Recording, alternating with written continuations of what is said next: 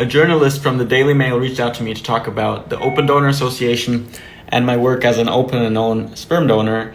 Now, you might ask yourself, why, Daniel? Why are you even exposing yourself to the legacy media, the mass media, and journalists who just want to get clicks and are not really interested in getting your name out there positively? So here you can see baby Dan in the Daily Mail. It says down there. This is not the first time that I talk to journalists. If you look up my name, Daniel Bain, if you look up Donor Dan on the internet, you'll find a lot of articles. I've talked to journalists before in my old business I had in Germany, and I talk to journalists now as an open and known donor. So of course, when I first started, a lot of people were warning me, other donors that had bad experiences with journalists or documentaries of people talking about them, but also people in my own family that had bad experiences with journalists, said I should be careful because people might see the videos and then not want to work with me, or they might portray me in a very different light than who I am.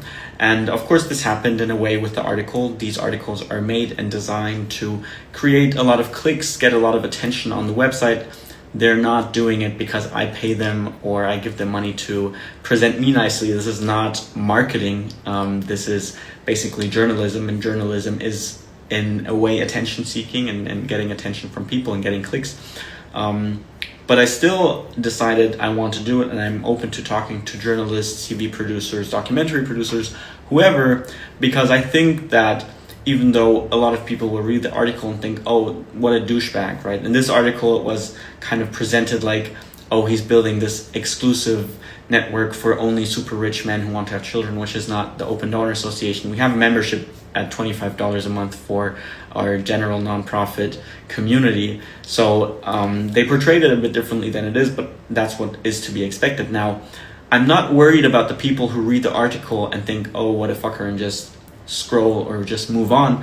I want to connect to people who read the article and then actually do the research and dive deeper, right? And a lot of recipients that I work with, they've actually done this. They found me through these articles, they found me through the news, they thought, oh, this is kind of interesting, or it's kind of strange, or what is that, who's that, let's dive deeper, let's find out more about this person, maybe he will help us on our choice, and then they actually ended up working with me. And same goes for donors, or some donors in the Open Donor Association. They found me through an article, they dove deeper into the topic because they're really interested in healthy life creation, and then they find out, oh, Donor Dan is not what he was presented to be. And anyone who has experience with the legacy media or who has experience with mass media knows that this is the case. So I'm not catering to people who believe whatever the Daily Mail or the Bild Zeitung or the New York Times tells them. I am happy to work with people who do their own research and use their own brain.